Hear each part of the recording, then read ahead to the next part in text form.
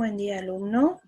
Vamos a continuar con los temas del eje número 3, hipertensión, hipertensión arterial y trastornos hematológicos, entre los cuales tenemos las anemias y las leucemias. Hipertensión arterial es un término que se escucha de manera recurrente, es algo que más o menos la mayoría conocemos. De hecho, lo más probable es que tengamos un familiar que esté cursando con esta enfermedad o que tema estar padeciendo la misma. De hecho, ni bien empezamos con nuestra carrera, lo primero que nos hacen nuestros familiares es pedirnos tomarnos la presión. Bueno, para ir entendiendo más o menos las causas que elevan la prevalencia de hipertensión en Latinoamérica están muy asociados con el bajo nivel socioeconómico, el nivel educacional bajo y los procesos de aculturación, diversas influencias de algunas etnias también. Para la hipertensión arterial tenemos definiciones muy amplias, pero tomando de varias fuentes, tenemos que es una enfermedad. Es decir, todas estas fuentes coinciden en que es una enfermedad controlable, sin embargo es de etiología múltiple, es decir, que puede tener varias causas. Está caracterizada por una elevación de la presión arterial que reduce la calidad y la expectativa de vida. Como el valor de la presión arterial se asocia en forma lineal a los riesgos cardiovasculares, siempre hay una sugerencia entre el diagnóstico y la terapéutica. Sin embargo, siempre este diagnóstico y el tratamiento está basado en el costo-beneficio que le puede dar tanto al individuo como a las poblaciones. El riesgo global es mayor de la hipertensión, se asocia con otros factores de riesgos o enfermedades concomitantes. Esta asociación es muy frecuente. De hecho, nosotros en nuestra sociedad es muy común encontrarnos con pacientes hipertensos y a su vez que son diabéticos, que tienen algún tipo de trastorno de base, con arritmias, con reumas, o que ya tengan alguna prevalencia previa de, por ejemplo, insuficiencia cardíaca, que hayan sufrido un infarto antes de haber tenido hipertensión. Esta enfermedad repercute mucho en lo que es la salud pública. Según varias fuentes, tanto en el Instituto del Corazón de Nueva York como la OMS, la OPS, sacando de todas esas organizaciones, tenemos varias formas de clasificar lo que es la presión arterial. Tenemos una presión óptima que está en 120 de diastólica, 120 milímetros de mercurio de diastólica y 80 milímetros de mercurio de diastólica, o incluso por debajo de ella se lo considera óptimo. La normal está entre los 120 y los 130 de milímetros de mercurio en sistólica y 80-85 de diastólica en milímetros de mercurio. La limítrofe, o lo que se consideraría, en algunos textos ustedes consideran, se considera este limítrofe como una prehipertensión, es decir, que el organismo viene cursando con presiones altas que se mantienen en esas presiones y no disminuyen hacia los valores que se consideran normal y óptimo. Estamos hablando de aquellas personas que de manera regular presentan entre 130 y 139 milímetros de mercurio de sistólica y 85-89 de diastólica. Pasando esos valores, es decir, que este limítrofe o prehipertensión es una persona que puede bajar ya sea con la dieta, el ejercicio, sin tomar ningún tipo de medicación. Ya la clasificación más importante, ya que sería una patología, y esto es para que ustedes tengan en cuenta, porque ya he visto en trabajos anteriores donde ustedes me ponen una 130, 80 milímetros de mercurio de presión, y me ponen que el paciente tiene hipertensión. Chicos, no. La hipertensión comienza recién en valores por arriba de 140 milímetros de mercurio. La prehipertensión no se considera un estadio de enfermedad, se considera una presión normal alta, por decir, para darle una nomenclatura que ustedes entiendan. Por eso es que algunos trabajos que califiqué le puse una nota más baja, porque el paciente no cursa con hipertensión. Teniendo 130 80, 130, 70, no es hipertensión ni prehipertensión. La etapa de prehipertensión no es enfermedad. Recién se toma como hipertensión valores de 140 en adelante. Para nivel 1, de 140 a 159 milímetros de mercurio de sistólica con 99 a 100 de diastólica. Nivel 2 son 160 a 179 milímetros de mercurio en sistólica, 100 a 109 milímetros de mercurio en diastólica. Nivel 3, valores igual o mayor a 180 milímetros de mercurio en sistólica y mayor o igual de 110 milímetros de mercurio en diastólica. Sin embargo, se considera hipertensión sistólica aislada cuando una persona mantiene valores de 140 iguales o mayores a 140 de sistólica, milímetros de mercurio siempre, pero tiene menos de 90 milímetros de mercurio de diastólica. Entonces se considera una hipertensión sistólica aislada, es decir, solamente un valor aislado elevado. Toda esta clasificación se da siempre que el paciente no consuma drogas hipertensivas, porque no podemos poner hipertensión nivel 1 a una persona que lleva 10 años tomando algún tipo de hipertensivo. No, eso ya tuvo su clasificación previa. Que no esté cursando ninguna enfermedad aguda. Cuando las presiones sistólicas y diastólicas califican en alguna de estas categorías, siempre se debe elegir la más alta. Para dar un ejemplo, el paciente X tiene 130 milímetros de mercurio sistólica, pero tiene 109 de diastólica, milímetros de mercurio de diastólica, se debe tomar el valor mayor, es decir, que tiene una hipertensión de nivel 2 con una diastólica por encima de 100 milímetros de mercurio. Siempre en algunos estudios, algunos cardiólogos, de hecho le recomiendan mucho a su paciente que tengan en cuenta mucho el nivel de la diastólica. ¿Por qué? Porque la sistólica tiende a elevarse de manera emocional. El paciente puede llegar a 180, esta sistólica sostenida, puede llegar a 180, pero mantenerse en 70 milímetros de mercurio la diastólica. Entonces es una hipertensión solamente sistólica. Los factores de riesgo para entrar en,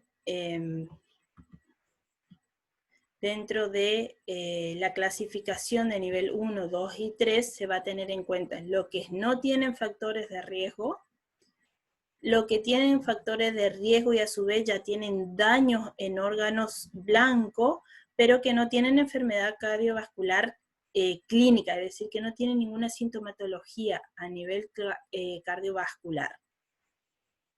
Entonces, en una presión limítrofe sin factores de riesgo, con bajo, pero puede ser mayor o normal, y si ya tiene diabetes, tiene, por ejemplo, dificultad en la vista, y ya haya sufrido un infarto, presente angina, dolores de pecho frecuente, entonces tiene un grado alto, un riesgo alto de padecer hipertensión de grado 1, o ya ser clasificado dentro de la hipertensión. En nivel 1, ya sin factores de riesgo, ya es bajo el riesgo. Intermedio sí tiene factores de riesgo. Cuando hablamos de factores de riesgo, estamos hablando que el paciente que fuma, que es obeso, que tiene una dieta rica en grasa, consume mucha sal. Y si tiene ya alguna patología o daños en órganos blancos, su factor de riesgo es alto. Lo mismo pasa en el nivel 3 si ya tiene la presión alta, tiene factores de riesgo, tiene daño en órganos blancos y, por ejemplo, diabetes, es muy alto el riesgo que tiene. ¿Cómo identificamos a los individuos en alto riesgo de desarrollar una hipertensión arterial esencial? Hijos de hipertenso, es decir, que la genética cumple un rol fundamental donde si tuvimos padres o abuelos hipertensos que hayan sufrido algún tipo de patología hipertensiva, es probable que desarrollen. No significa que se puede, sino que es una probabilidad. Tenés más chance de sufrir hipertensión si tenés familiares que han sido o son hipertensos en la actualidad. Hijos de obesos, fumadores o alcohólicos. La edad mayor a 50 años no se suele presentar antes, o si se presenta ya tiene otros factores agregados. Sobrepeso u obesidad, ingesta excesiva de sodio, alteraciones plurimetabólicas, estamos hablando de problemas de tiroides, de diabetes, problemas en el páncreas, todo asociado con el metabolismo de los alimentos y de las grasas. Sedentarismo, que lleva una vida demasiado tranquila, sin ejercicio, sin caminatas, excesivo consumo de alcohol, bajo peso al nacer, pulsos periféricos en reposos que estén por encima de 95 latidos por minuto. Nosotros sabemos que se considera normal el rango de 60 a 100, pero cuando una persona pasa en reposo más de 1 hora, 2 horas, si bien los latidos tienden a disminuir de los 72, 82, que es la eufigmia, digamos, lo que se encuentra en la mayoría de las personas, tiende a bajar llegando más o menos a los 70, 65, cuando el cuerpo está en forma horizontal y llevando un par de horas de reposo, debería disminuir. Este tipo de pacientes que tienen un latido por minuto muy alto tienen más riesgo de sufrir hipertensión. Las etnia negra, es decir, la gente de origen afroamericano, el bajo nivel socioeconómico. Los factores de riesgo que contribuyen a que uno desarrolle hipertensión los tenemos en dos: modificables y no modificables. Los factores genéticos no lo podemos modificar, son los genes que traemos de familia, no lo podemos dar, no podemos sacar nuestros genes. Los antecedentes familiares, la edad y la raza son factores que nosotros no podemos modificar. Están y lo tenemos que ver cómo nos adaptamos a ellos. Lo que sí podemos modificar son la ingesta de sodio, la podemos disminuir o incluso anular de nuestra dieta. La baja ingesta de potasio, calcio, magnesio, es decir, que podemos consumir más de ello o menos de ello dependiendo de lo que tengamos. Obesidad, podemos, si hacemos un plan, una dieta, podemos bajar de peso. La resistencia a la insulina, esto se contrapone a través de medicación. El consumo de cigarrillos, se puede dejar o disminuir su consumo, pasar de fumar 20 a fumar 5 ya ayuda mucho al riesgo cardiovascular. La alimentación rica en fruta, es decir, comenzar a comer más frutas, dejar de comer tantos grasas saturadas, disminuir o incluso eliminar el consumo de alcohol y realizar ejercicio. Siempre este tema del ejercicio, porque se han dado casos, ¿no?, años anteriores donde ponen realizar ejercicio, lo quieren hacer ejercicios aeróbico, levantamiento de pesa. Un paciente obeso que apenas se levantaba a ir de la cama al baño, no lo podemos poner a levantar pesa. El ejercicio que podemos modificar es de manera paulatina, empezar a hacer caminatas, ir al gimnasio, pero para hacer algún tipo de actividad aeróbica, salsa, crossfit, crossfit no, porque eso es más intenso, pero tipo de actividades ligeras que ni siquiera tiene que llegar al gimnasio. Fisiológicamente hablando, la fisiopatología se debe principalmente a la diferencia en gasto cardíaco y la resistencia vascular sistémica. De por sí, nosotros ya hemos visto anteriormente que la presión arterial depende de la eyección de sangre durante la sístole, es decir, del gasto cardíaco, y de la resistencia que generan las paredes de los vasos de las arterias, conocido como resistencia vascular sistémica. La presión de la sangre aumenta cuando el corazón se contrae en la sístole para expulsar la sangre. Esa onda o presión arterial sistólica se percibe como pulso y se ausculta a través de nuestros instrumentos con los ruidos de Korokov. En los adultos sanos, la presión sistólica mide menos de 120 milímetros de mercurio y la diástole es inferior a 80 milímetros de mercurio. La diferencia entre la sistólica y la diastólica es lo que se conoce como presión diferencial, que suele ser aproximadamente 40 milímetros de mercurio. Y la presión arterial media, la PAM, es la presión promedio de la circulación arterial durante el ciclo cardíaco y se puede calcular aplicando la siguiente fórmula, que es la sistólica más 2 veces la presión diastólica dividido 3. Hay que tener en cuenta que el gasto cardíaco y la resistencia vascular sistémica son los principales factores que pueden determinar la elevación de la presión arterial. La reducción del gasto cardíaco o de la resistencia periférica condicionan una disminución de la presión arterial o, por el contrario, una vasoconstricción o un aumento del gasto cardíaco pueden llevar a elevar la presión arterial. En cuanto a manifestaciones clínicas, son bastante variables. La hipertensión primaria casi siempre es asintomática, ya cuando pasa mucho tiempo. ¿Por qué es asintomática?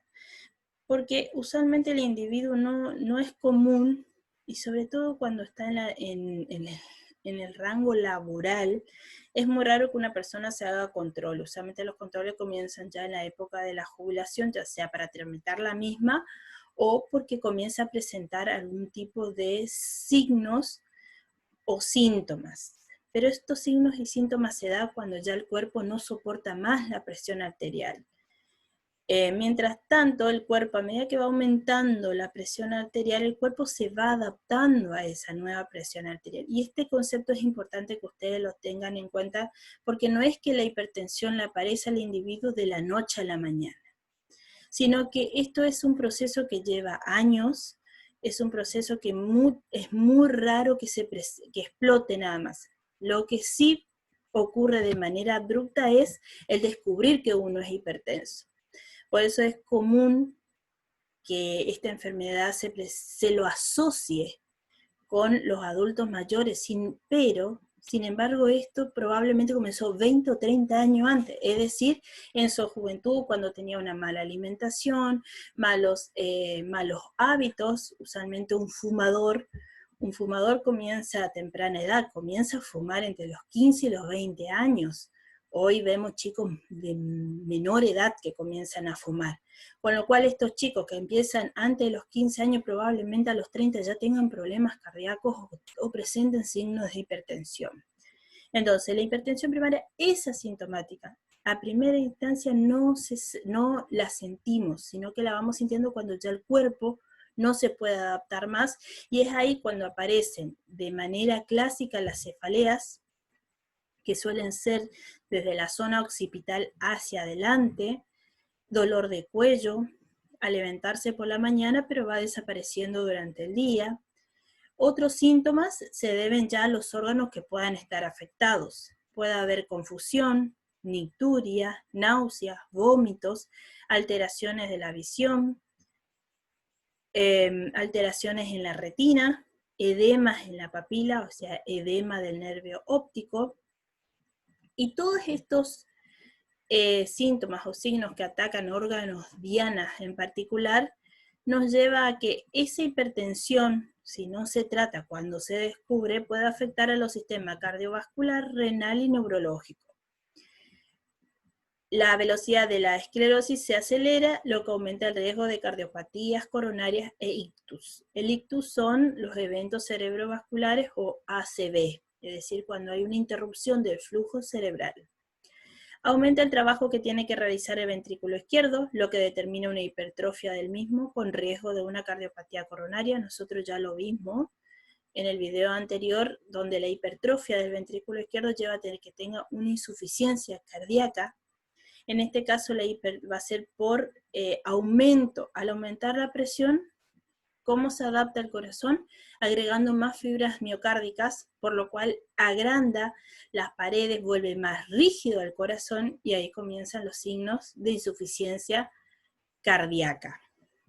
A medida que más vaya aumentando la edad y la presión arterial no se mantenga bajo control, los riesgos de sufrir una insuficiencia o un infarto agudo de miocardio aumentan de manera proporcional. Lo que se le manda como estudio primario a un hipertenso es la hemoglobina hematocrito, para ver cómo se encuentra, examen de orina completo para ver cómo funciona su riñón y si presenta algún tipo de sedimentos, se estudian lo mismo. Calemia, que es la cantidad de potasio que se encuentra en sangre, la glucosa en ayuna, la creatinina y ácido úrico, que también nos indica el funcionamiento del riñón de manera global, es decir, cómo está manejando, cómo está tratando todos los desechos que debería eliminar. El colesterol total, sobre todo HDL, triglicéridos, el LDL y el VLDL, que son los conocidísimos colesteroles malos, porque son aquellos que no se pueden absorber y son los que forman las placas de ateromas. Electrocardiograma en reposo. Otros estudios, electrocardiograma bidimensional para ver toda la estructura del corazón, microalbuminuria, es decir, cómo elimina el riñón la albúmina, ecografía Doppler de las carótidas, esto para ver cómo se encuentra la misma. La hipertensión de nivel 3, hasta aquí estuvimos hablando de lo que es la hipertensión arterial primaria o esencial. Ahora vamos a ver lo que es la secundaria. ¿Cuándo van a sospechar cuando hay una hipertensión nivel 3 o hipertensión resistente? Cuando hay una hipertensión que se inicia antes de los 20 o después de los 55 años, agravamiento de hipertensión previamente controlada, es decir, hipertensión secundaria se le va a tomar a aquel paciente que, estando tratado con medicamento, comienza a tener una elevación de la presión arterial y no se justifica por qué. Los que tengan hematuria, proteinuria, aumento de la creatinina, que tengan soplos abdominales, que tengan enfermedades vasculares escleróticas generalizadas, hipocalemia no explicable, crisis de hipertensión con palpitaciones, sudoración, cefalea, mareos. Muchas veces estas palpitaciones viene después de un estado de nerviosismo, el paciente se asusta mucho, ese nerviosismo parece mantenerse en el tiempo y el paciente no se puede calmar y eso lo que hace es mantener elevada la presión arterial. Ronquido, más somnolencia diurna y sobrepeso. ¿Cuáles son los objetivos terapéuticos hoy en día para la hipertensión que se considera un problema de salud pública? Disminuir la incidencia de la hipertensión esencial, reducir los factores de riesgo relacionados con el desarrollo de la hipertensión arterial primaria, es decir, abordar esos factores de riesgo modificables, o sea, aquello que realmente podemos cambiar, reducir los factores de riesgo cardiovasculares adicionales, prevenir el aumento de la presión arterial con la edad, es decir, tratar de estimular a que la persona haga controles previos, porque, como les vuelvo a repetir, usualmente una persona, sobre todo la que trabaja, es muy raro que se controle antes de la jubilación. Recién comienza a hacerse estudio después de la jubilación. Entonces, todas estas enfermedades se detectan en la ancianidad, pero han empezado antes, les vuelvo a explicar. Se inicia una hipertensión asintomática 20 o 30 años antes de realmente descubrir cuando ya están dañados los órganos. Por eso, anteriormente se lo llamaba el asesino silencioso. ¿Por qué? Porque para cuando la persona se le diagnosticaba la hipertensión y se le administraba los fármacos, ya tenía tan dañados los órganos que ya era irreversible o la recuperación era casi imposible. Aumentar el reconocimiento de la presión arterial limítrofe, es decir, tomarla como tal, no como una simple elevación, sino que realmente comprobar que el paciente la tiene de manera permanente y comenzar a trabajar sobre esa presión arterial limítrofe y evitar que suba a una hipertensión.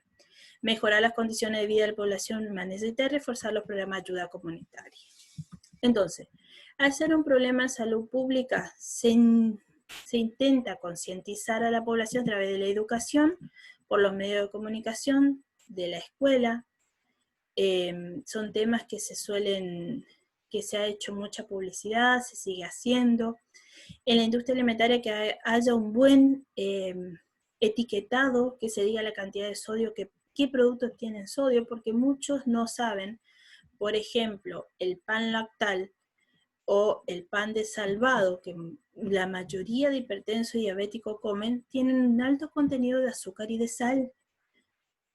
Al ser un producto dulce no se nota, o sea, lo mismo las facturas tienen un alto contenido de sal, pero al estar con el azúcar no lo sentimos como tal. Control de la calidad de los alimentos, que estén regularizados los expendedores de alimentos, es decir, que esté bien identificado aquellos que son sin sal y los que tienen sal, con información de las calorías y la composición, es decir, que realmente en la etiqueta se refleje lo que el producto tiene. Por ejemplo, los productos de mar vienen en una especie de salmuera o líquido de salmuera, y no el que dice el agua en realidad no es agua, sino que suele ser una especie de salmuera, es decir, es de agua salada, agua con cloruro de sal para mantener el producto, para que no se descomponga. El que dice en aceite también lleva un poco de contenido de sal para que no se descomponga el producto, es decir, y eso en el enlatado no se suele ver, sino que siempre dice atún, por decir un producto de mar, al agua o al aceite, sepan que tiene un contenido de sal. La gente prefiere el de aceite, pero el de aceite tiene, si bien es rico en omega, también aumenta los niveles de colesterol. Incentivar a la educación física a través de campañas masivas.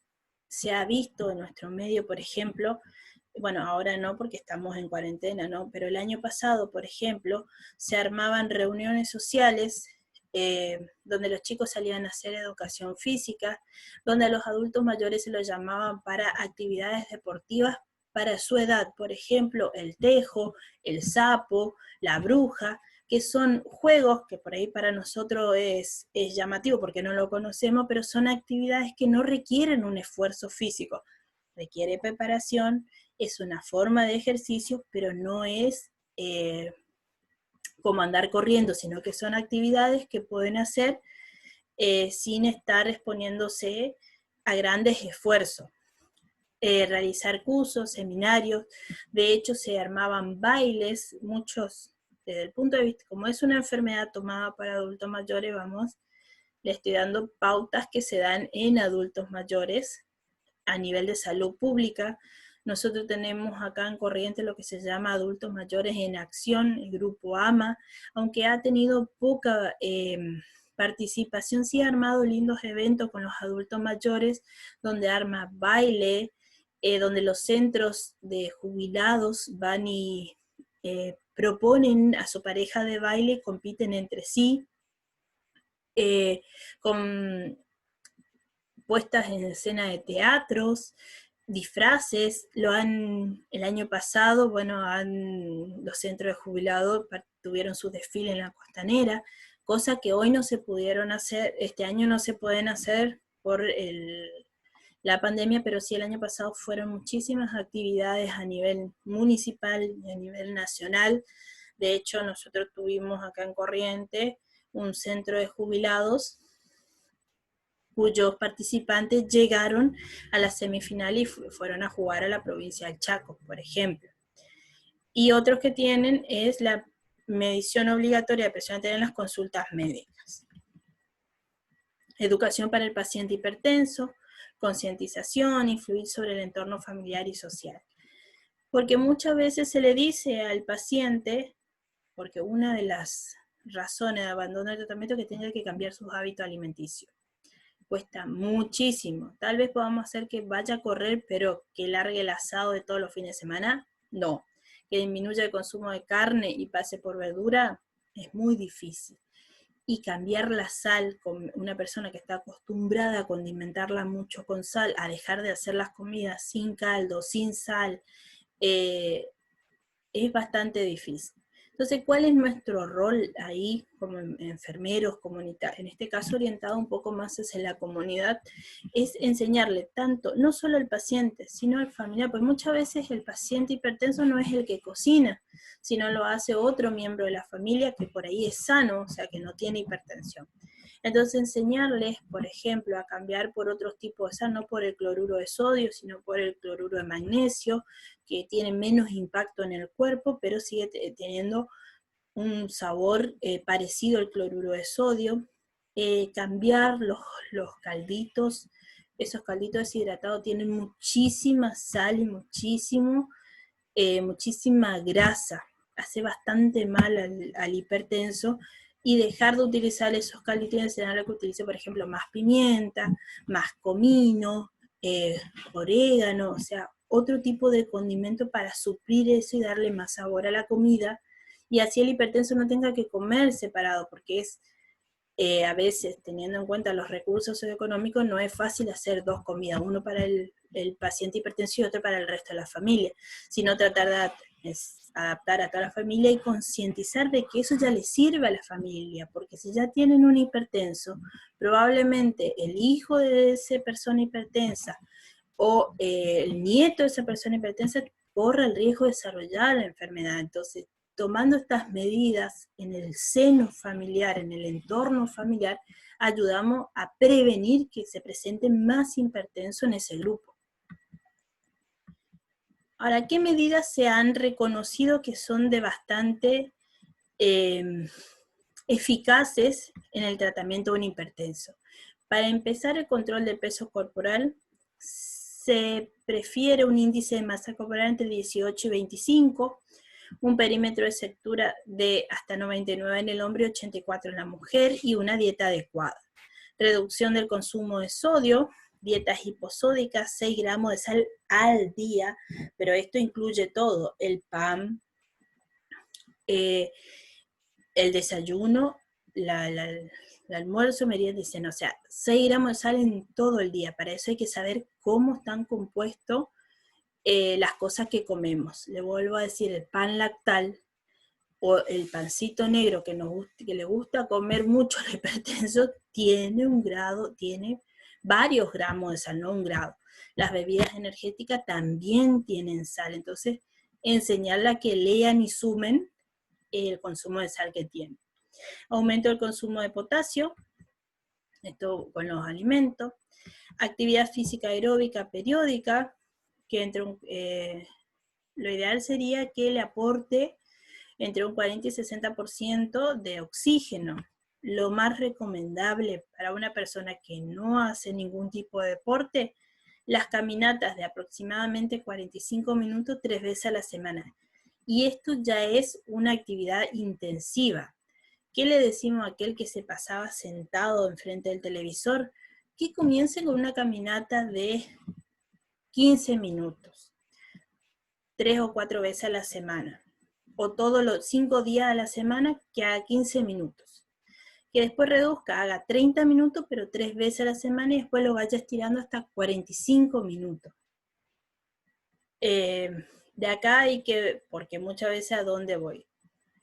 Le podemos decir que dé vuelta a la cuadra de su casa, que primero lo haga en una cuadra y luego en 2 cuadras, que vaya a una plaza y dé vuelta en una plaza, que él mismo se ponga un objetivo, porque muchas veces dar vueltas alrededor de tu casa o alrededor de tu barrio, como que no le encuentran mucho sentido y los aburre. Entonces, por ejemplo, hacer una caminata en vez de ir en auto hasta el súper, que vaya caminando.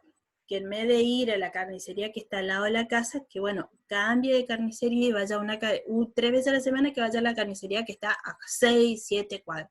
Entonces, le estamos recomendando cosas que tengan un objetivo, y de vuelta, que camine entre ida y vuelta los 15 minutos que requiere por día y lo haga varias veces en la semana. Suprimir el tabaco sería lo ideal. Disminución de la ingesta de alcohol. Y acá vamos a hablar con pinzas, como quien diría. Se recomienda 30 mililitros de etanol día, sobre todo para mujeres y personas delgadas. si consume cerveza todos los días, que ésta no supere los 720 mililitros en la semana. Si toma vino, que no supere los 300 mililitros en la semana. Y si son bebidas blancas, que no supere los 60 mililitros en la semana. No es promover el consumo de alcohol, chicos. No estamos promoviendo, no estamos mandando a tomar al paciente, sino que estas limitaciones se dan en aquel paciente que es alcohólico o que tiene una ingesta elevada de alcohol. Por ejemplo, que te diga que se toma 2 packs o 2 six-pack de cerveza en la semana, pedirle que reduzca eso a la mitad o incluso que lo vaya dejando a 2 o 3 latas a la semana o a un solo día. Lo mismo, hay personas que se toman una botella de vino por día, bueno, disminuir el consumo de vino. Lo recomendable, siempre dice, es una copita de un dedo con las comidas y nada más. Le voy a repetir, esto no es para promover el consumo de alcohol, sino que es para darle un límite a aquel que consume de más. Medidas de utilidad no suficientemente probadas. Es decir, que en algunos pacientes ha funcionado, en otros no, pero no hay estudio que los avale como tal, sino muchas veces me dijo fulano, lo hizo mengano. Que es el suplemento de calcio y magnesio. La supresión de la cafeína, no está comprobado que el café aumente o disminuya. Sí, el café es un estimulante, con lo cual en primera instancia parecería que aumenta, pero a medida que pasa el tiempo la cafeína se va eliminando, se va adaptando en el cuerpo y el efecto disminuye. Usualmente es un efecto rápido y luego baja, por eso es un buen producto para despertarnos. Micronutrientes, es decir, elevar el consumo de minerales, vitamina B, betacaroteno. Usualmente, personas hipertensas lo primero que hace es tomar, me voy a comprar 102 años plus, por dar una marca, por ejemplo, que es un polivitamínico con muchos minerales. No está comprobado que ayude a disminuir la presión arterial. El manejo del estrés, relajación muscular y retroalimentación biológica. ¿En qué nos ayuda esto, el manejo de estrés, relajación muscular e incluso los masajes, ir a sesiones de masajes? Ayuda a aquella persona que tenga, por ejemplo, una hipertensión sistólica solitaria y que sea una persona muy nerviosa. Está comprobado que la hipertensión muchas veces se asocia al estado emocional de la persona. Un hipertenso alterado, tiene más riesgo de sufrir una crisis hipertensiva que una persona siendo no hipertensa. Entonces, saber manejar su estrés y saber relajar su cuerpo, no sentir dolor, no sentir molestia, ayuda a mantener una presión estable. No siempre a disminuirla, pero por lo menos evita crisis expansivas de momento. Las medicaciones, el uso de la automedición en la presión arterial. Hoy por hoy tenemos un montón de dispositivos que ayudan que una persona se tome la presión arterial sola. ¿Cuál es la ventaja? Que si una persona joven permite detectar o al menos sospechar que está teniendo una hipertensión o efecto por bata blanca. ¿Qué significa el efecto por bata blanca? Hay muchas personas que no son hipertensas, pero ven a un médico y automáticamente la presión se le eleva por arriba de 140, 90 milímetros de mercurio. Y se debe solamente al miedo o al estrés de estar enfrente de un profesional de la salud, no solamente médico, sino cualquier profesional de la salud. La persona comienza como a sentirse nerviosa, con sudoración, palpitaciones, todo por qué es lo que el médico le va a decir o qué es lo que la enfermera le va a tomar. Y usualmente siente que tiene la presión elevada y el tensiómetro le da elevado, pero muchas veces es esto que se conoce como efecto de bata blanca, porque ellos mismos dicen, pero en mi casa a mí me da 120-80 y menos de 120-80. Y es porque van al consultorio. Evalúa la respuesta al tratamiento, ellos mismos saben, son educativas y mejoran la adhesión al tratamiento, es decir, que ellos se controlan, ven que la medicación funciona y continúan con el tratamiento de bajo costo, reproducible y con valor pronóstico, es decir, nos ayuda a evaluar cómo va esa persona. pero acá tenemos que entrar a ver lo que hay en el mercado. Por ejemplo, la muñequera, la que se coloca en la muñeca, suele tener muchas fallas, no es específico. Algo parecido pasa con el que es automático, donde puede dar errores si no está bien colocado el manguito, si no está bien sujeto, se puede desprender a medida que se va autoinflando, solo se desprende el manguito y hay que volver a empezar, entonces nos da falsos positivos o falso positivo en el sentido de que nos da elevaciones muy altas cuando en realidad no lo son. Las desventajas, error en la medición, como le estoy diciendo, o incluso en la interpretación, riesgo de automedicación, y este es uno de los potenciales más graves. ¿Por qué?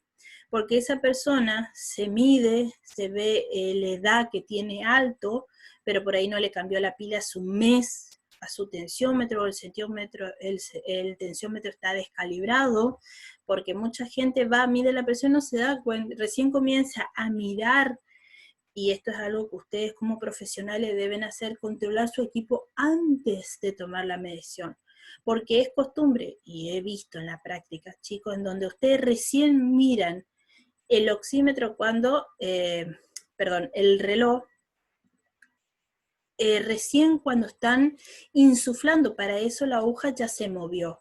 Ustedes tienen que ver cuando su manguito está totalmente desinflado que la aguja esté en cero, ni un poco más hacia la izquierda o hacia la derecha, tiene que estar clavado en cero, entonces su tensiómetro está calibrado. Si está corrida la aguja, ese tensiómetro no sirve porque ya está descalibrado, nos va a dar valores que no son exactos. Y eso suele pasar en las casas. A veces el manguito está descalibrado, ellos no ven o no lo saben interpretar y terminan diciendo tengo re alto de la presión, y se vuelven a tomar otra vez su medicación. Entonces se corre el riesgo de una intoxicación o que el medicamento no funcione como el tratamiento, no funcione como corresponde. Y control compulsivo. Esto es que cada 5 minutos, porque respiró un poquito más fuerte o porque tosió, se esté tomando la presión arterial. Y cuando ya le da valores que no le convence, van y buscan al vecino que tiene la hija o el hijo que es enfermero, o a la vecina que sabe tomar, para corroborar. Es decir, que en el día se toma 7 o 8 veces con 2 o 3 personas diferentes, más lo que ella se toma, para tratar de que le diga que tiene la presión normal. ¿Qué precauciones se debe tener? Deben utilizarse la prescripción y con instrucciones, instruir en la técnica y verificar los equipos. Como le dije antes de tomar la medición, ustedes deben verificar que su equipo funcione de manera correcta. En este caso, que esté calibrado, suele ser el error más común. La presión arterial domiciliaria normal promedio es menor a 130/80. ¿Qué podemos recomendar desde el punto de vista de enfermería? Que se desarrollen programas de detención de hipertensión arterial, medición de la presión arterial obligatoria en todas las consultas médicas, controles periódicos en población de riesgos, 2 por año como mínimo. Es decir, que tener un familiar con riesgo es hacerte estudios mínimo 2 veces al año. No esperar a tener 65 años para hacerte los estudios. El objetivo farmacológico del tratamiento farmacológico es reducir la mortalidad cardiovascular. Como meta, que la presión arterial esté por debajo de 140-90 milímetros de mercurio en todo adulto mayor de 18 años, alcanzada en forma lenta y progresiva. Esto es otra cosa que le tenemos que enseñar a nuestros pacientes, sobre todo aquellos que tienen una presión para ellos normal de 160-100 milímetros de mercurio. Que la presión arterial no le va a bajar de la noche a la mañana, y si le baja de la noche a la mañana es muy peligroso. Le va a bajar de manera paulatina hasta llegar por debajo de los 140-90. No es que la medicación le va a bajar, y de hecho si la medicación hace eso puede correr riesgo. ¿Por qué? Porque el cuerpo está adaptado a trabajar con la presión con una determinada presión. Si nosotros bajamos bruscamente y la mantenemos en 120-80, el paciente va a tener signo de hipotensión, es decir, no se va a poder levantar, va a tener fatiga, va a tener síncope, va a tener desmayo, porque su presión arterial es demasiado baja. El cuerpo interpreta que está muy bajo, por más que la medición diga 120-80. Por eso debe ser alcanzada en forma lenta y progresiva. Se enfatiza la necesidad del control de la presión arterial y el uso adecuado de los fármacos, el tratamiento hipertensivo y prevención de la familia. En primera instancia, se suelen, esto se individualiza, es decir, depende de cada paciente. Se pueden utilizar diuréticos, beta y alfa bloqueantes, droga de acción central, es decir, que trabajen directamente sobre el corazón, calcio antagonista, inhibidores de la enzima convertidora de angiotensina, los famosos IECA, antagonistas receptores de la angiotensina 1 y 2 y asociaciones fijas en baja dosis. Ahora, si esto no funciona, acá, si esta primera instancia, es decir, los diuréticos, los beta bloqueantes, droga de acción y demás, no funciona, el médico le suele, luego de darle las primeras indicaciones, le dice, vemos cómo andás con esto, probamos un mes y cuando volvés, vemos qué hacemos, si le cambiamos, te quitamos o no. Muchas veces el paciente se asusta porque no entiende a qué se refiere. Y aquí es donde tenemos que entrar nosotros. Nosotros no vamos a agregar una droga, no la vamos a cambiar ni vamos a aumentar la dosis. Pero tenemos que explicarle al paciente que si, por ejemplo, estuvo tomando un diurético, ese diurético no ayudó a bajar la presión arterial y entonces el médico posiblemente le mande una nueva droga que ayude a ese diurético, le mande, por ejemplo, un alfa bloqueante, cambie ese diurético o le aumente la dosis. Eso va a depender, se queda en el criterio médico, pero nosotros tenemos que explicar al paciente que es parte del tratamiento, ya sea por los efectos adversos, porque no haga el efecto hipertensivo, porque el paciente lo rechace. Por ejemplo, es común que la marca Lotrial, en este caso sería Enalapril, pero especialmente de la marca Lotrial, el paciente, los pacientes, y esto está comprobado, presentan tos consecutiva. Y otro, que el enalapril suele afectar la función eréctil del pene en el hombre. Entonces, los hombres suelen dejar de consumir la droga justamente por esos motivos. Presenta mucha tos o le afecta en otras funciones corporales, entonces manifiestan al médico que no pueden seguir tomando esa droga. Y eso puede justificar el cambio, agregarle una nueva para ayudar a ese proceso de tos, o aumentar la dosis si es que no hay un efecto hipertensivo como corresponde.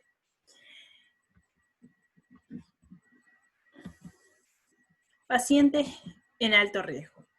Se debe reforzar las indicaciones, cambios en el estilo de vida y cumplimiento de tratamiento farmacológico. Se puede comenzar primero con una droga y luego ir agregando dos o más. Es común que el paciente mayor de 60 años sea un polifarmacia, es decir, que presente el consumo de una o dos y a veces hasta 3 drogas para mantener los niveles de presión arterial. Y ustedes ya han visto que en la práctica 2, este año, en la parte de envejecimiento, lo que pasa con el cuerpo, se van disminuyendo las funciones de los órganos, se van disminuyendo las ciertas actividades del corazón, de las enzimas, se van haciendo las arterias más rígidas sin necesidad de tener placas de ateroma, sino por el mismo proceso de envejecimiento. Entonces ya se requiere 1, 2, 3 o 4 drogas para mantener una presión arterial normal. Siempre sugerir al paciente un control frecuente y hablar de la dosis que tiene. Hoy por hoy, para evitar los riesgos cardiovasculares, es muy común que se recomiende al paciente con presión arterial controlada que consuma aspirina. Entonces, aparte de tener el diurético, los inhibidores de la IECA, los inhibidores de la angiotensina 1 suele tener también el consumo de aspirina diario, una dosis.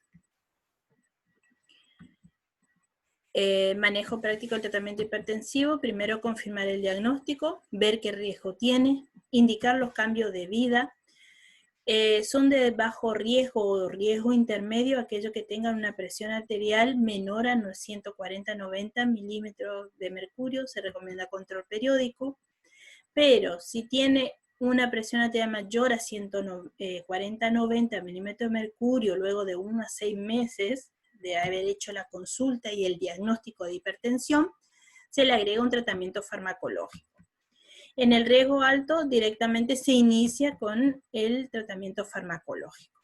Y acá entramos con una enfermedad que tiene mucha relevancia con respecto a la hipertensión.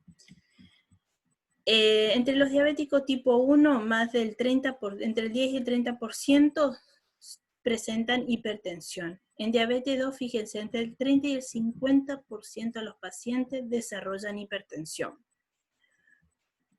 Y de hecho se considera que ese porcentaje irá creciendo a medida que pase el tiempo. De hecho, la misma diabetes también está proyectada de que aumente exponencialmente casi al doble, con lo cual también va a aumentar este riesgo de hipertensión. Usualmente la hipertensión elevada tiene una gran variabilidad, en mayor número se registra presiones arteriales, medición de las posiciones. ¿Cómo se da el diagnóstico? Tiene que ser un mayor número de registros de presión arterial, o sea que se haya tomado varias veces, en varias posiciones, que se haya hecho en mediciones, e incluso se puede agregar una evaluación anual con MAPA. ¿Qué es MAPA? MAPA es el monitoreo ambulatorio de la presión arterial a través de un dispositivo que usualmente es el Holter. El Holter es el dispositivo con el cual se realiza ese monitoreo, que es un tratamiento diagnóstico para pronóstico no invasivo. Estamos hablando de una muñequera que se conecta a un dispositivo y la idea es que durante 24 horas, suele ser ese el tiempo límite, la persona haga su actividad diaria normal, o sea, la actividad que hace siempre. Lo único que cambia es que se le pide qué actividad o qué episodio pudo haber tenido que le pudo haber alterado la presión arterial. Por ejemplo, una discusión familiar, una discusión, embotellamiento en el tráfico, haber hecho algo justo ese día, irse al gimnasio, tener cita, irse de compras, es decir, escribir qué actividades hizo. Con este mapa, lo que se busca es un control periódico de 24 horas de la presión arterial y ve en qué momento al individuo del día, desde que se despierta hasta que se vuelve a dormir al día siguiente, se registra la presión arterial y ver en qué momento esta se eleva y asociarlo con lo que anota el paciente y ver el registro y bueno, y ir basándose ahí el tratamiento pues si es una cuestión emocional, y bueno, tendrá que bajar los niveles de estrés, por ejemplo. El diagnóstico de diabetes, siempre se tiene síntomas de diabetes, pero con una glucemia mayor o igual a 200 miligramos por decilitro, que en ayunas tenga mayor a 126 en 2 ocasiones, y la glucemia plasmática sea mayor de 200 milímetros después de 120 minutos. Esta es la curva de tolerancia de la glucosa. Para prevenir las complicaciones de la hipertensión en pacientes diabéticos, para prevenir las complicaciones en las microlesiones microvasculares, rinopatía, nefropatía y proteinuria, estamos hablando en aquellos pacientes que presenten diabetes e hipertensión, la presión arterial diastólica debe estar por debajo de 70 milímetros de mercurio. Para evitar la nefropatía, la presión arterial general debe estar por debajo de 120-80, esto es según la OMS. La proteinuria se debe mantener a 1 gramo en 24 horas. En las macrovasculares, para sufrir un evento cerebrovascular, diabetes más hipertensión duplican el riesgo. Es decir, si ya teníamos riesgo con la hipertensión, este se duplica si el paciente comienza a desarrollar diabetes. Lo mismo pasa con el ACV y la arteriopatía periférica, donde tener ambas enfermedades aumenta la incidencia de amputar, es decir, que puede perder los miembros como vimos en la clase anterior. Es decir, esos trastornos de arteriopatía periférica pueden hacer que el paciente pierda un miembro.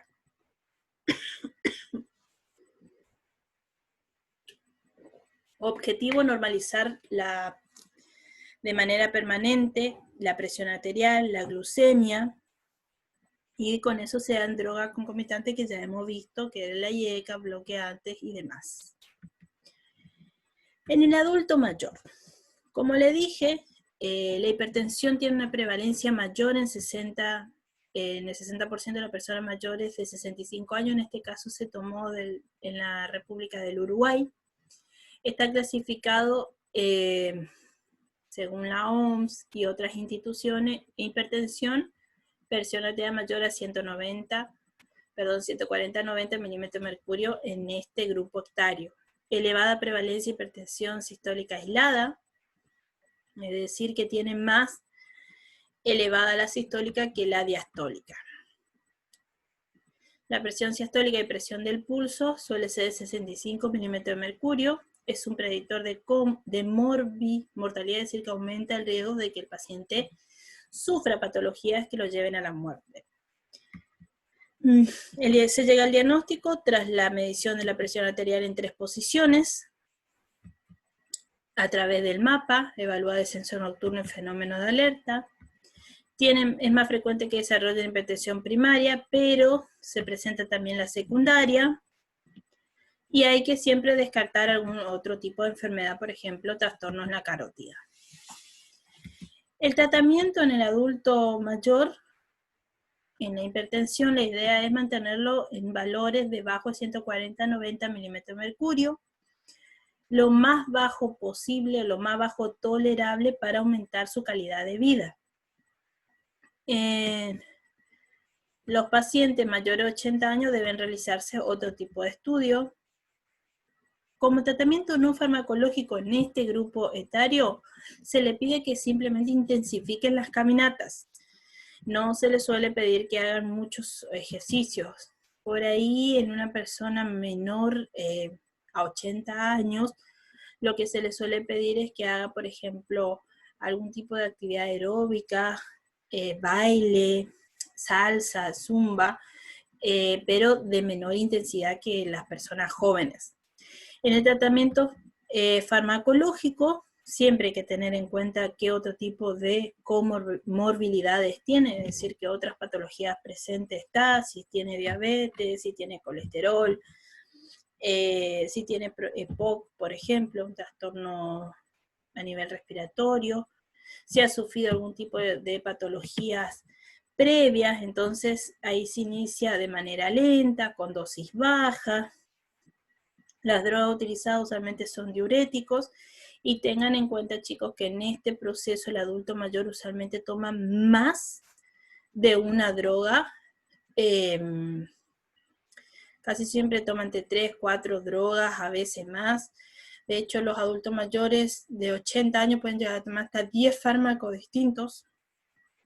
Entonces hay que tener en cuenta que siempre se le da muchísimas más drogas que al resto. ¿Qué vamos a valorar nosotros en nuestro proceso enfermero?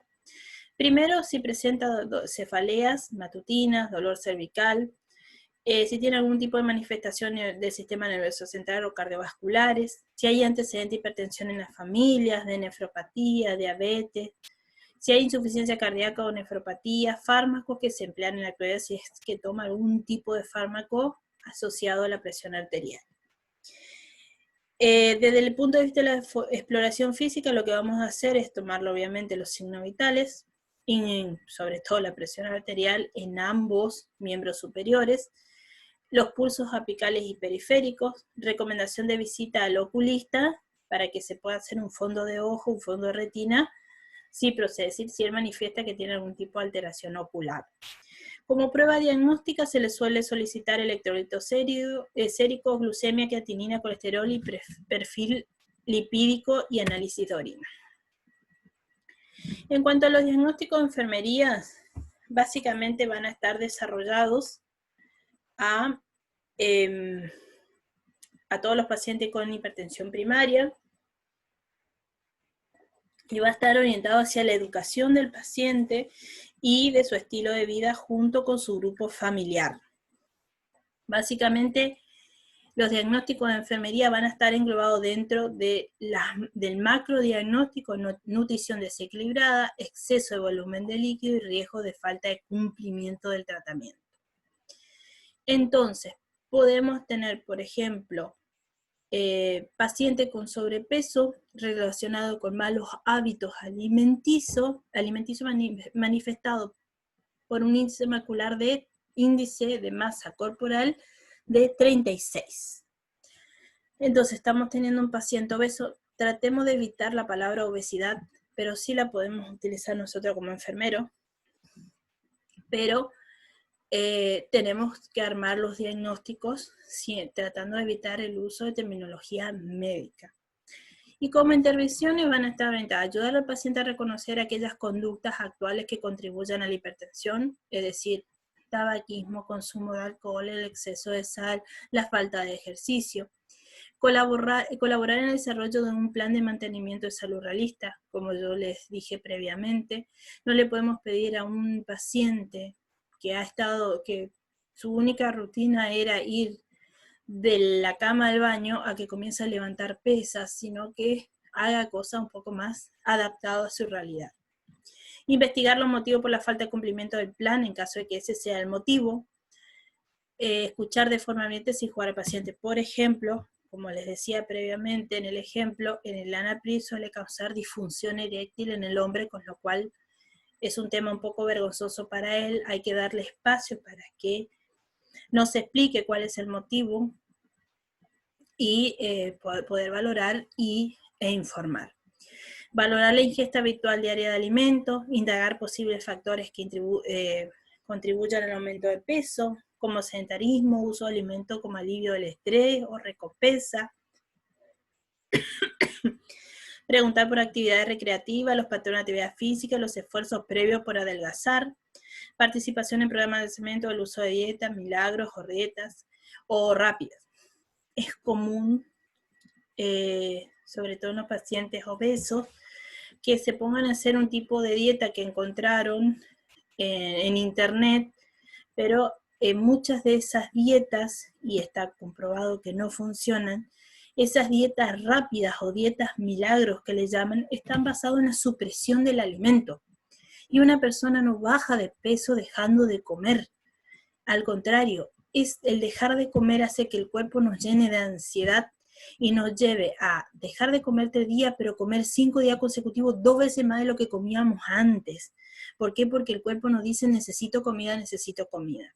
Entonces, es probable que hagan la dieta una semana, bajen 1, 2, 3, 4 kilos, pero a la semana siguiente se coman todo lo que encuentren en la casa. Entonces, estas dietas rápidas, milagros, no sirven porque, les vuelvo a repetir, está basada en la supresión de alimentos, y eso no es una dieta saludable. La dieta saludable es hacer las 4 comidas, es comer de manera pausada, es comer alimentos más ricos en fibras que en grasa, siempre y cuando el paciente lo tolere, comer más fruta, es decir, en vez de comer una torta porque quería comer algo dulce, que se come una banana o una manzana, que son también dulces y son azúcares sanos que no le van a aumentar, sobre todo si es un paciente hipertenso y diabético. Recomendar actividades físicas de su agrado, gimnasio, rutina de baile como zumba y salsa. Fíjense que son contribuciones que podemos hacer como intervención en enfermería, adoptándonos a nuestro diagnóstico, por supuesto. Trastorno hematológico. Dentro de los trastornos hematológicos tenemos 2 grandes, unos son las anemias y otros la leucemia. las anemias afectan a los eritrocitos. Más o menos recordando un poco de lo que es anatomía y fisiología, los eritrocitos son los que se encargaban de llevar el oxígeno hacia los tejidos corporales y traer el dióxido de carbono hacia los pulmones para que estos sean expulsados. Usualmente las anemias se presentan cuando hay alteraciones en el número, tamaño, forma o la composición de esos eritrocitos. Básicamente la anemia es un recuento anormalmente bajo de los eritrocitos que están en nuestra sangre circulando por nuestro cuerpo. Una baja concentración de hemoglobina o una combinación de ambas. La reducción del número de eritrocitos es la causa más habitual de la anemia, se puede deber a una pérdida de sangre, producción inadecuada de los eritrocitos o aumento de su destrucción. Una hemoglobina insuficiente o defectuosa dentro de los eritrocitos también contribuye a la anemia, es decir, puede tener el número y el tamaño normal, pero la hemoglobina, que es la molécula que se encarga de captar el oxígeno y luego liberarlo, y a su vez de tomar el dióxido de carbono y liberarlo, es la que no funciona como corresponde, ya sea que esté defectuosa o que el eritrocito o glóbulo rojo, como se lo conoce, no tenga lo suficiente dentro de sí misma, es decir, que no tenga la molécula de hemoglobina. Según su gravedad, la anemia puede afectar a los órganos principales. Para tener en cuenta, la anemia por deficiencia de hierro, una anemia de origen nutricional, es la más común o de presencia más frecuente en la clínica médica. La anemia por pérdida de sangre puede ser aguda, es decir, una pérdida de sangre abrupta que se da de manera rápida, o crónica, ya sea por por ejemplo, ciclos menstruales muy cortos, o que se den 2 ciclos menstruales por mes. Eso puede provocar una excesiva pérdida de sangre en la mujer y llevar a que tenga anemia. O, por ejemplo, hemorragia digestiva alta, ya lo vamos a ver en temas posteriores, donde tenemos un sangrado lento, profuso, pero de manera continua en el estómago. Por más que se coma o por más que tengamos un buen sistema digestivo, tenemos una herida que sangra y nos enteramos muchas veces entre 3 y 7 días después de ese sangrado. En cuanto a la fisiopatología, pueden, independientemente del tipo, se reduce el transporte de oxígeno por la sangre hacia el cuerpo. Los que hacen una menor producción de eritrocitos, es decir, una menor cantidad de glóbulos rojos, alteración en la síntesis de hemoglobina, por ejemplo, que falte hierro, talasemias, donde nos falta vitamina D, infección, inflamación crónica, alteración de la síntesis de ADN, deficiencia o mala absorción de vitamina B12, ácido fólico, insuficiencia medular, aumento o pérdida de destrucción de los eritrocitos, es decir, pérdida de sangre aguda, crónica, aumento de la hemólisis, es decir, que se destruyan solo los glóbulos rojos. Se puede deber a una infección, traumatismos de eritrocitos por circulación extracorpórea, síndrome. Esto es, por ejemplo, cuando los pacientes se realizan, cuando tienen insuficiencia renal y deben realizarse diálisis, esta es la circulación extracorpórea. Eso puede causar que los eritrocitos se rompan cuando pasen por la máquina, esplenomegalia o hiperesplinismo, es decir, que afecte al vaso que está cerca del páncreas y en el hipocondrio izquierdo. Como manifestaciones clínicas va a depender de la gravedad de la anemia, de la rapidez con que se desarrolle, factores como la edad y el estado previo de salud antes de tener la anemia. Pero básicamente vamos a encontrar cansancio, palidez, fatiga, estreñimiento, cefalea, vértigo, palpitaciones, taquicardia, insomnio.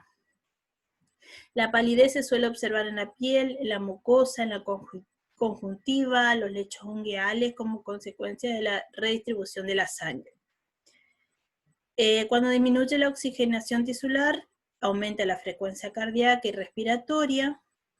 La hipoxemia puede ocasionar angina, fatiga, disnea de esfuerzo y calambres nocturnos. También se estimula la liberación de eritroproyetina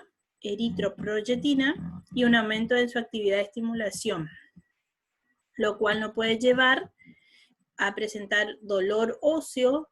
Hipoxemia cerebral no puede dar cefalea, mareo, visión borrosa. Y en algunos casos más graves puede llegar a una insuficiencia cardíaca. La clasificación de la anemia tenemos la de tipo nutricional por pérdida de sangre, hemolítica o por supresión medular. La anemia por pérdida de sangre, como lo vimos en ese apartado, puede ser por una hemorragia aguda o crónica. La aguda se da de manera rápida.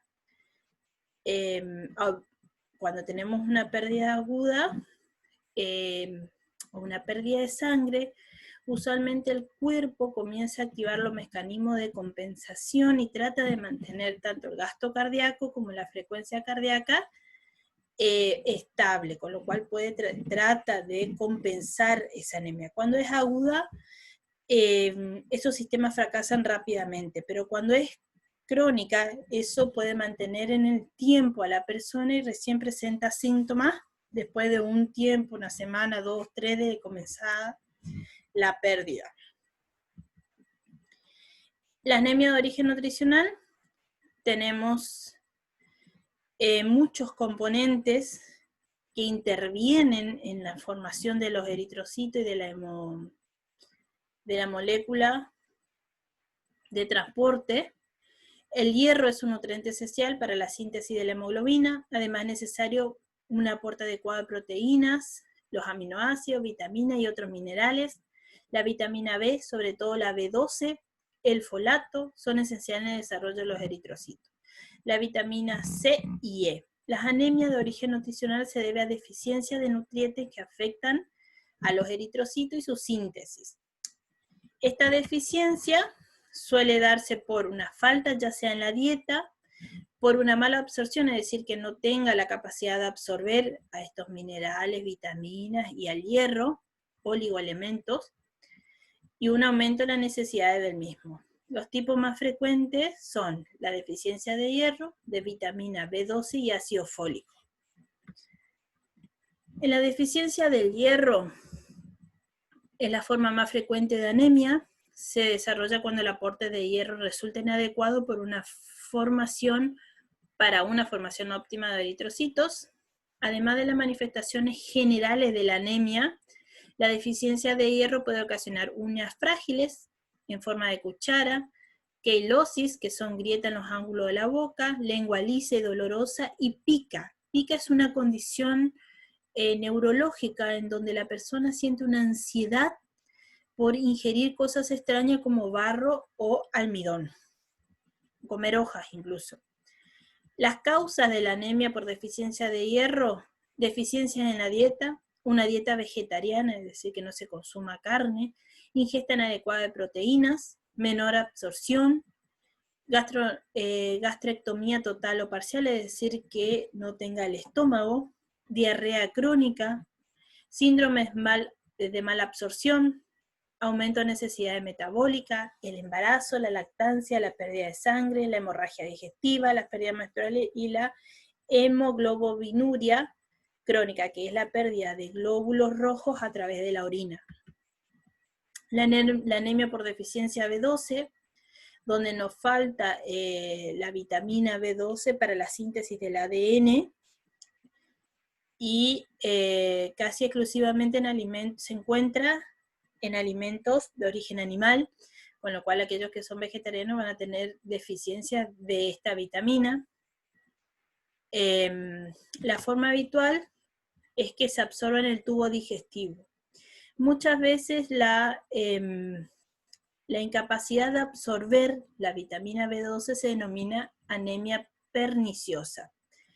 Esta incapacidad de absorber la vitamina B12 se debe a la falta de un factor intrínseco, que es un factor que usualmente lo secreta la mucosa gástrica. Aparte de las manifestaciones anémica, cuando a uno es de origen B12 la deficiencia, tenemos palidez o ligera ictericia, es decir, que el paciente está como amarillo, con debilidad. Tenemos una lengua lisa, dolorosa, muy enrojecida, se puede presentar diarrea, pero lo más importante en su manifestación clínica que tiene la vitamina B12 es que tiene, que afecta la función neurológica. El paciente presenta parestesia, o sea, alteración de accesibilidad como hormigueo o adormecimiento de las extremidades y problemas propioceptivos, es decir, que no sabe ubicar su propio cuerpo en el espacio. Las de anemia por deficiencia de ácido fólico, al igual que la B12, es fundamental para la síntesis del ADN y la maduración de los eritrocitos. Casi siempre esta anemia se caracteriza por células megaloblásticas frágiles, es decir, son grandes y maduras, no sirven para realizar el transporte. El ácido fólico se encuentra en verduras de hoja verde, frutas, cereales y carne y se absorbe en el intestino. Es secundaria a ingesta, es escasa, más frecuente en pacientes con infranutrición crónica, es decir, aquellas personas que sufren desnutrición, entre lo que se destacan los ancianos, los alcohólicos y los adictos a drogas.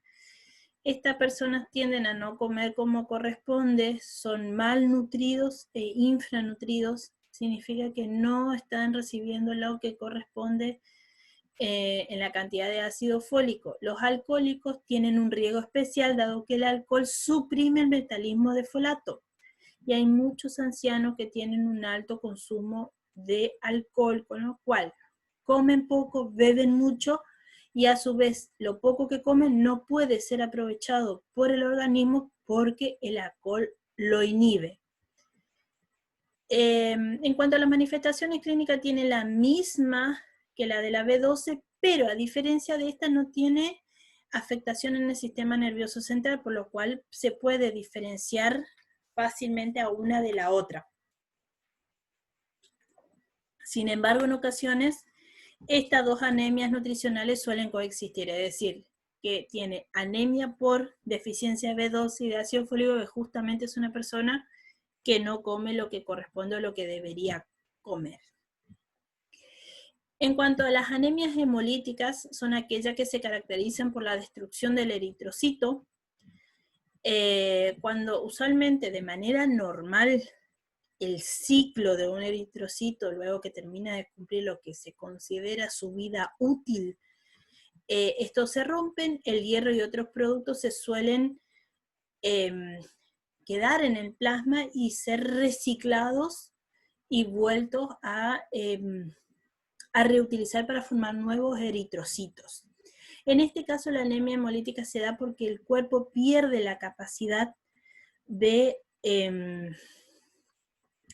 producir, o sea, se produce la lisis, es decir, la destrucción de lo mismo, pero estos son absorbidos por el vaso, pero no se vuelven a utilizar para hacer nuevos eritrocitos, sino que esos elementos se pierden y se terminan formando eritrocitos inmaduros que salen al sistema circulante, pero que no sirven para el transporte, al ser inmaduros, no estar completos, no sirven para el transporte de oxígeno o dióxido de carbono, con lo cual no cumple su función. Dentro de estas anemias hemolíticas, una de las que toman más, o ha tomado por lo menos en los últimos años, es la anemia drepanocítica. Esta anemia es crónica e hereditaria. Se caracteriza por episodios de drepanocitos, que son eritrocitos con forma normal de semiluna. Es decir, es una persona que aparte de tener los glóbulos rojos normales, tiene otros glóbulos rojos en forma de media luna. Este es un trastorno hereditario autosómico recesivo, es decir, que se da solamente cuando dos personas que tengan el gen recesivo le transmiten a su descendencia ese gen. Al ser un gen recesivo, se puede transmitir, no presentarse en una generación, pero presentarse recién en la siguiente y así sucesivamente, hasta que se encuentren dos genes recesivos. Es característico esta enfermedad de pacientes de origen africano. Para el tratamiento de la anemia, la asistencia es primero a garantizar una adecuada oxigenación de los tejidos. El tratamiento específico viene determinado por la base de la causa que llevó a ese trastorno e incluye medicamentos, modificación en la dieta, aporte de sangre e intervenciones de soporte. En cuanto a los medicamentos, tenemos muchos, por ejemplo, pastillas de hierro, pastillas de ácido fólico, modificación en la dieta, se le pide a aquel que es vegetariano, bueno, son conductas culturales, no le podemos pedir a un vegetariano que coma carne porque obviamente cambió su estilo de vida, pero va a tener que tener un aporte extra, externo, de ese tipo de alimento, tratar de buscarle que consuma otro tipo, porque hay diferentes niveles de vegetarianos, hay que averiguar bien qué es lo que come, qué es lo que no come, qué comida prepara, y de ahí ir viendo cómo se puede modificar esa dieta sin ir en contra de sus creencias, obviamente. El aporte de sangre, muchas veces cuando la lisis, sobre todo en las anemias hemolíticas, es recomendable la ingesta, el aporte externo de sangre, de plasma, de glóbulos rojos para sacar de esa situación al paciente. Entonces, el tratamiento siempre es interdisciplinario. Si hay deficiencia de hierro, obviamente aumentar la ingesta de los alimentos ricos en hierro, suplemento de hierro oral o incluso parenteral. Lo mismo con la B12 y ácido fólico, el aumento de la ingesta, dar suplementos orales o suplementos parenterales. En cuanto de la drepanocítica, el tratamiento es principalmente de soporte porque es hereditario, es decir, que no podemos prevenir eso en el paciente. La idea es evitar durante la crisis, al ser de soporte, que permanezca en reposo, oxigenoterapia para mantener la saturación de oxígeno, analgesia con narcóticos, hidratación enérgica, tratamiento de factores precipitantes, en suplemento de ácido fólico para prevenir otro tipo de anemia. En la anemia plástica, la eliminación del agente causal. La anemia plástica, que no la pusimos acá, es donde la médula no produce ningún tipo de glóbulos rojos.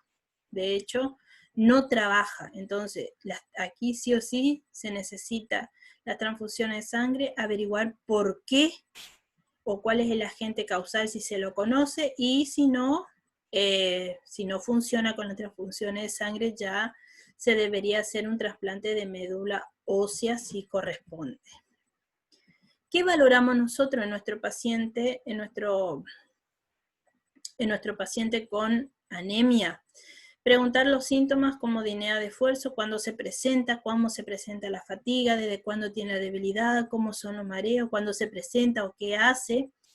Si es mujer, las menstruaciones, si es normal, regular o irregular, cuántas veces se le da en el mes o cada cuánto tiempo se presentan, qué cantidad de días dura el ciclo, si toma algún tipo de medicamento, por ejemplo, si toma anticoagulantes, acinocomarol o algún tipo de la warfarina, que es de consumo oral, si tiene algún tipo de enfermedad crónica, diabetes, la dieta habitual y patrones de consumo de alcohol y tabaco. En la exploración física vamos a valorar el color de la piel, las constantes vitales, la temperatura, el tono cardíaco, si hay algún tipo de murmullo vesicular, pulsos periféricos y el relleno capilar, si hay hipersensibilidad abdominal, hemorragia o hematomas.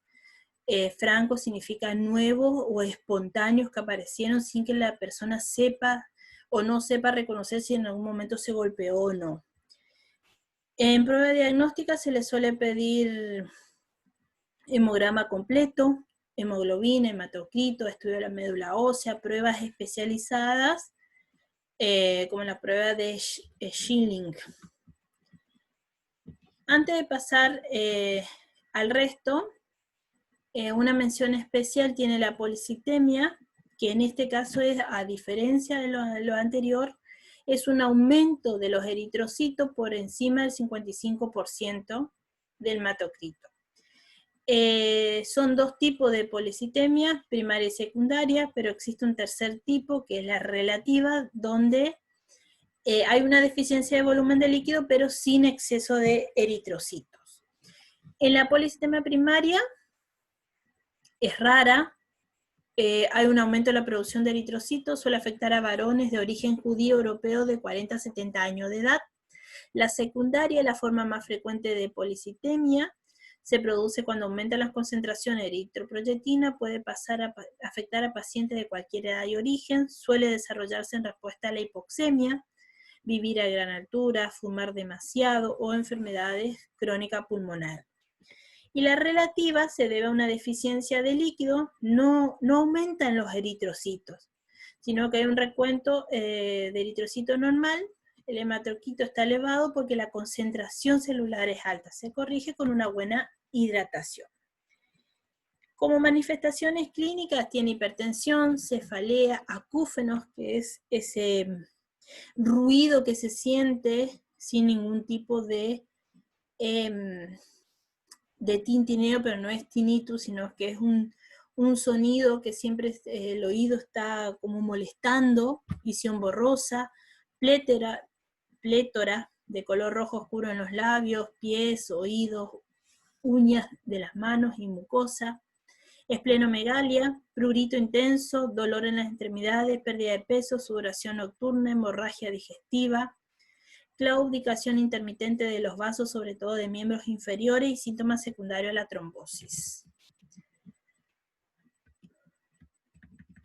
En cuanto a la otra patología, que era la leucemia, el término leucemia literal es sangre blanca, son los procesos malignos que se suelen dar en los leucocitos y los precursores de lo mismo. Se invierte el coeficiente normal entre eritrocitos y los leucocitos. Las leucemias se caracterizan, cuando dice que se invierte es que normalmente debe haber cantidades diferentes en donde disminuye la cantidad de leucocitos y aumenta los de eritrocitos. Las leucemias se caracterizan por la sustitución de la médula por células blancas inmaduras y malignas. Estos son inmaduros, con lo cual no pueden cumplir con su función, a pesar de estar circulando por la sangre, no cumple su función de defensa, pero comienza a infiltrarse dentro de células del hígado, del vaso y ganglios de todo el cuerpo.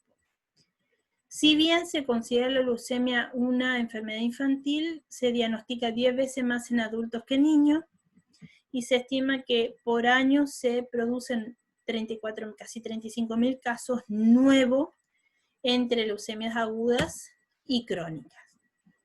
La leucemia comienza con la transformación maligna de una célula madre. Estas células proliferan de manera lenta, pero se diferencian con normalidad. Su supervivencia es prolongada y se acumulan en la médula ósea. Mientras se van acumulando, compiten entre sí esa proliferación de células entre sí, es decir, esas células malignas y esas células normales. Las leucémicas no funcionan como leucocitos más duros y resultan eficaces en los procesos inflamatorios e inmunitarios, es decir, no sirven para la defensa.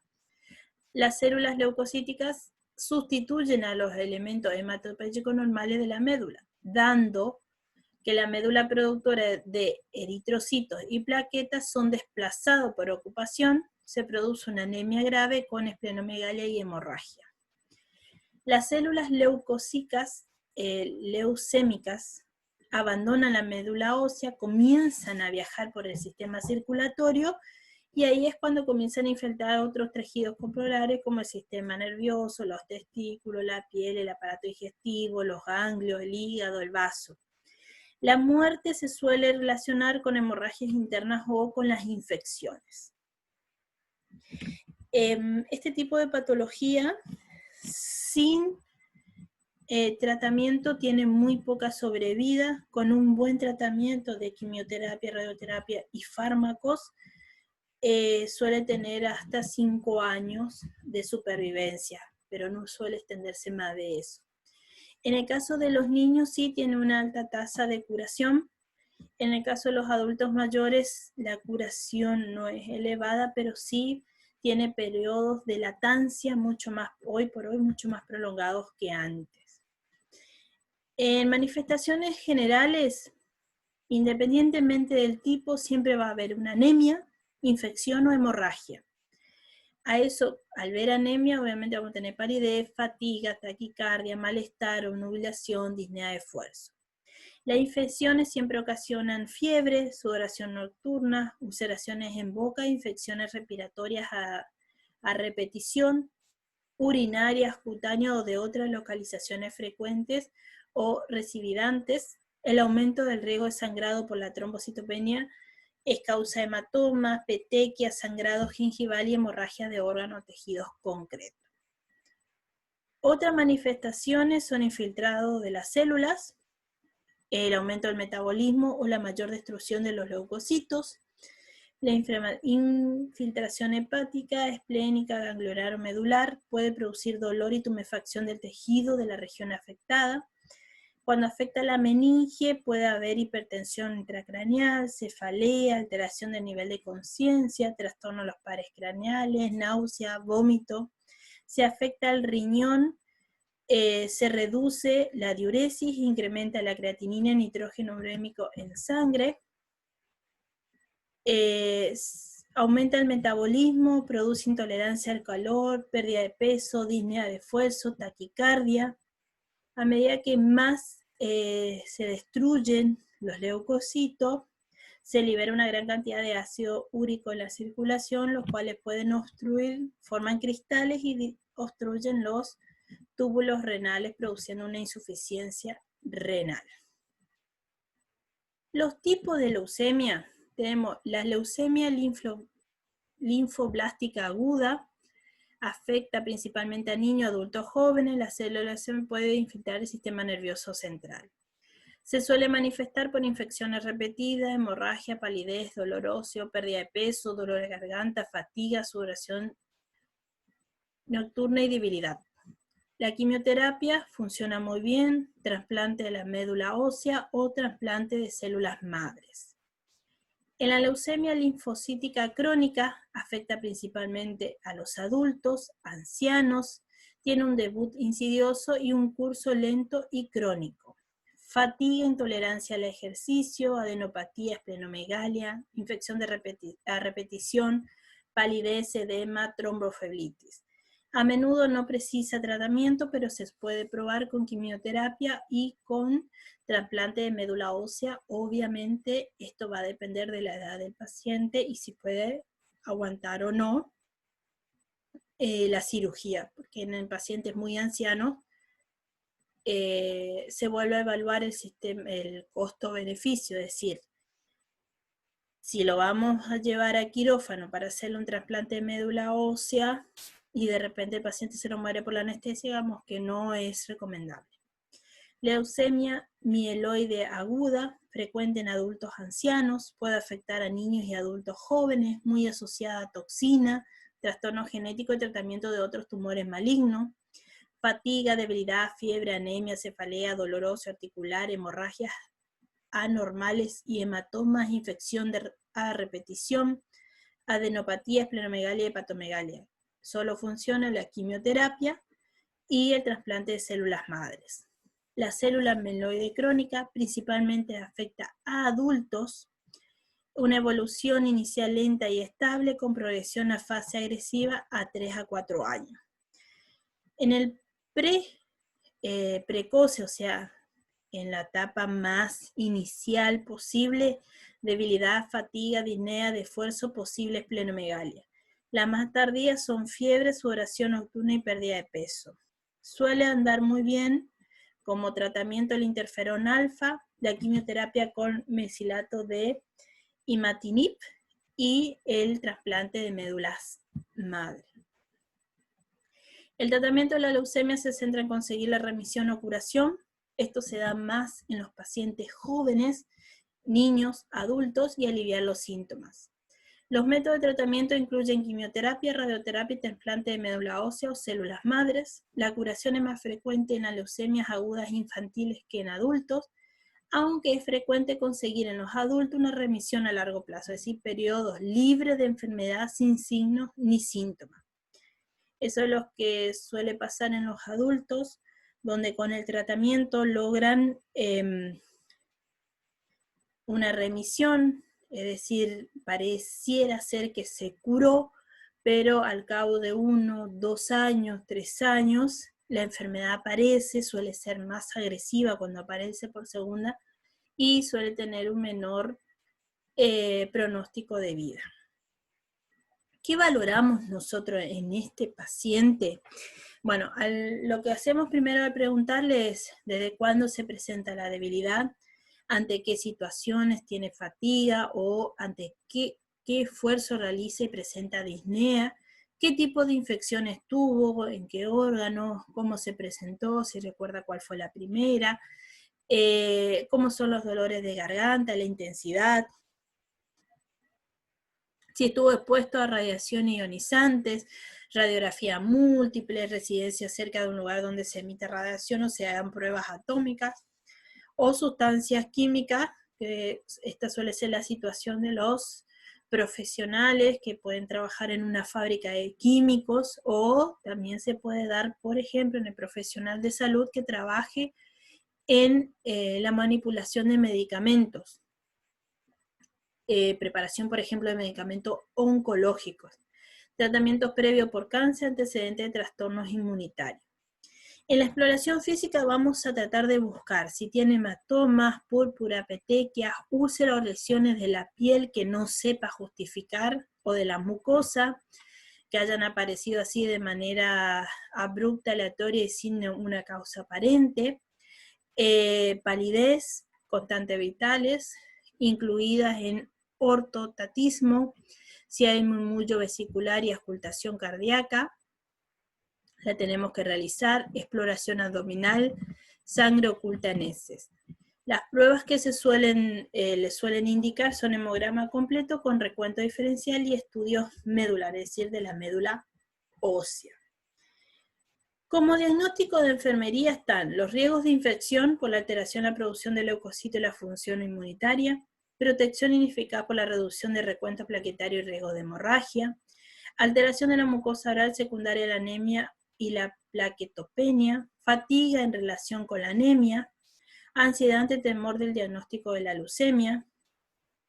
En realidad una buena formulación sería fatiga relacionada con anemia manifestado por incapacidad de vestirse solo, por ejemplo.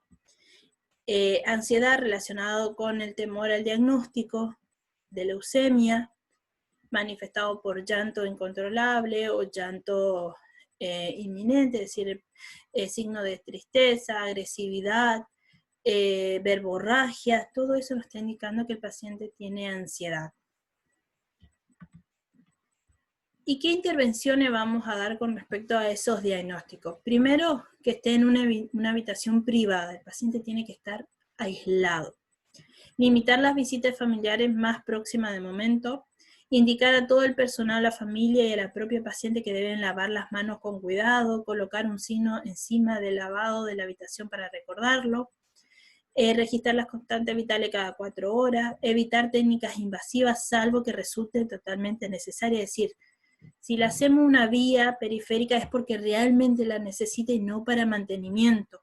En estos pacientes lo más recomendable es dar la medicación vía oral que darle endovenosa, intramuscular o subcutánea. ¿Por qué? Porque le producimos hematomas, le producimos sangrados, puede tener hemorragias. Entonces lo más recomendable es evitar todo procedimiento invasivo en caso que sea totalmente necesario.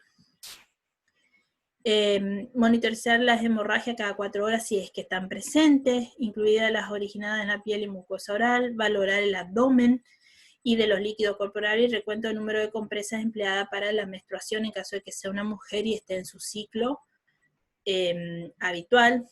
El control del abdomen es para